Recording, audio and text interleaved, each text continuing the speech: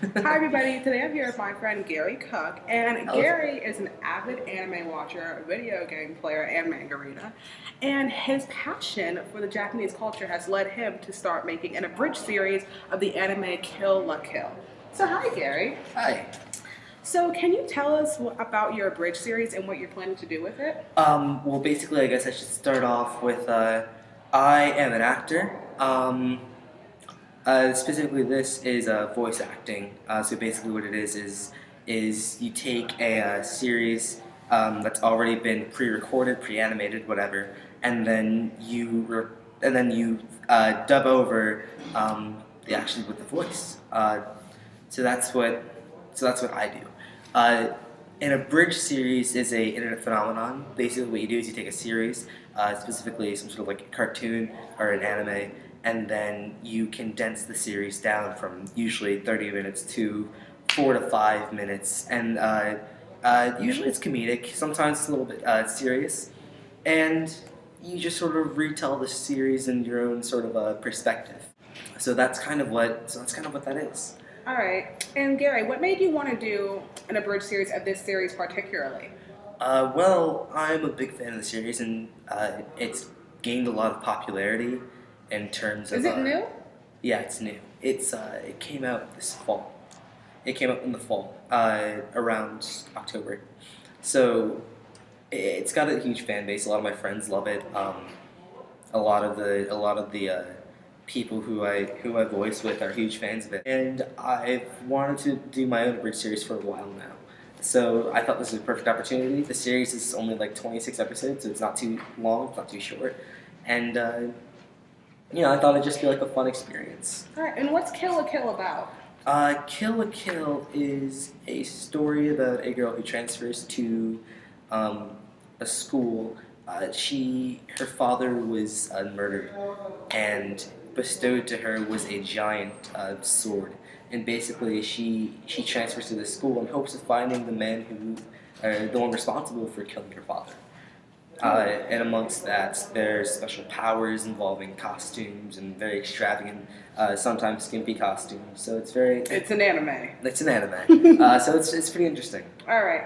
So as you mentioned before that you wanted to set a certain tone with the Summer Bridge series, seeing as what you've told me, the series seems to be very serious. Well, the great thing about the series is that it's incredibly serious, but it's serious in such an absurd way that it actually makes fun of itself. It uses a lot of wordplay, a lot of puns, like dad joke sort of stuff, and I'd like to sort of like try and capture that. An idea that I had was I was going to take the main cast and I was going to replace them all with musical artists popular in our society today. Can you give an example of one? Well, there's a character who goes by the name of Inamuda, and he's basically a tech geek. He's really big on computers and digital like new age technology and stuff. And so I was going to have his musical artist Daft Punk. Daft Punk? Daft Punk. Yeah. And I figured that just sort of having that sort of popular culture I kind of played along with All right. in the series. As you mentioned, for Kill la Kill is the first series that you were going to be doing on your own. What else have you been involved in beforehand? Well, I was two voices in the series Danganronpa, which also came out recently. I played two of the main cast, although the cast is small, so it makes sense. In the that, Bridge series? It was a fan dub. A fan dub is separate from an abridged series, in that a fan dub usually doesn't. Sometimes they'll do the entire series, sometimes they'll do a portion of the series, but usually it tries to keep the same tone and cadence as the show, and just sort of change. It's more so just trying to take the language that originally was in this case Japanese, and make it English. So that was my job.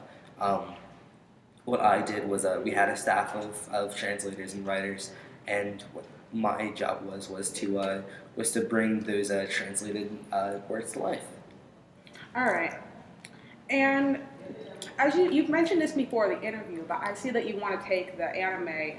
What do you call that shit? The fuck is it?